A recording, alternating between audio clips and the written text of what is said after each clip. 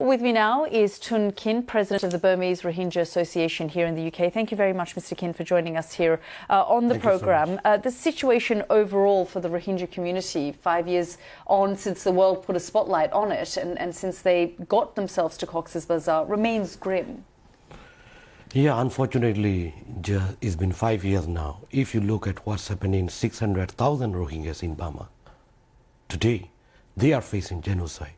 Restriction on movement, restriction on education, and arresting with false allegation, extortion, restricting on humanitarian aid. 130,000 Rohingyas in Sitwik, which is capital of Arkhana state, in IDPs, they are not getting proper aid. So situation wasn't in day by day, 5 years now.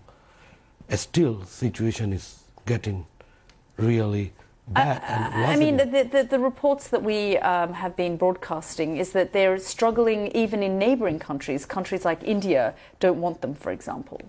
Yes, last few days ago we are hearing Indian authorities are trying to detain Rohingya, and that they deported some families and they might do more. You can look at what's happened to the Rohingya in 2017. Genocide is still ongoing. How can you return these Rohingya genocide survivors? These are not refugees. I mean, it's survivors.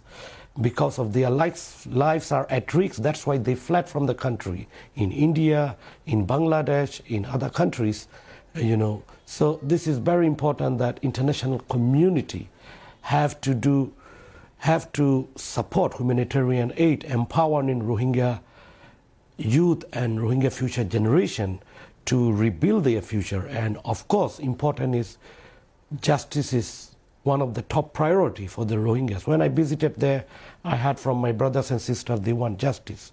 So we want to bring those military general criminal Ming online. Currently, he is killing many people in Burma.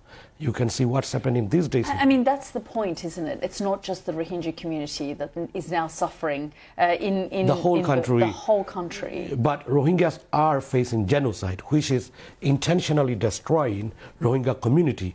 Other communities, of course, they are facing crimes against humanity in Burma. So this general we must bring to justice. That's why we want international community to support justice avenues to bring them to the justice. And of one thing here, United Kingdom, UK, today we welcome their statement. They join in International Court of Justice, Gambia, led by Gambia in ICJ. So UK is joining that case. But what we want to see is International Court of Justice already laid down preliminary provisional measures. Still, Burmese military is violating provisional measures. So as a pen holder, Security Council, UK must bring these issues and must take practical action to stop genocide against Rohingya. That is very important. Speaking of the UK, a former British ambassador, we understand, has been detained in Myanmar today. Yes, we have seen this morning that news. So this is one thing, international community, when Rohingya genocide happened, international community did not take much action. Ignore it, so military enjoying impunity. That's why today we are facing the whole country this crisis. So military were allowed to move ahead with those murders, with those crimes. Many Rohingyas were killed, thousands of Rohingya were killed, and children being burned alive, more than 390 villages burned down. When you ask these Rohingya genocide survivors in the camp, we all want to return home, but they all where can they go? Burma, where they can go. And international community, of course, UK, US is taking leading role to support humanitarian aid, but that is not a solution. We want political solution to return our homeland with safety, dignity and protection. Is there any hope of that happening anytime soon from what you're seeing? I don't think in the near future it can happen. It depends how international community will act. So we can see some actions like today, US government referral to International Criminal Court from Security Council. They're talking about it. They did a statement. Secretary Blinken released a statement this morning. We welcome that. And This morning also we have seen from UK Foreign Office, they join in ICJ, more sanctions.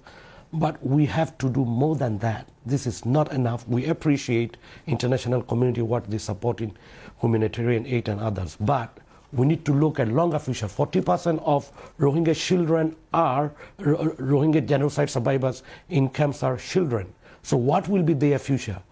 We must allow them to study. Yeah. And as Burmese government is destroying our culture, our civilization, and our identity, international community must react to rebuild the situation. That community. But, yeah. This is very important point. Mr. Tun Khin, thank you very much. And justice and accountability as a top priority we need to focus. For your time. Thank you so much.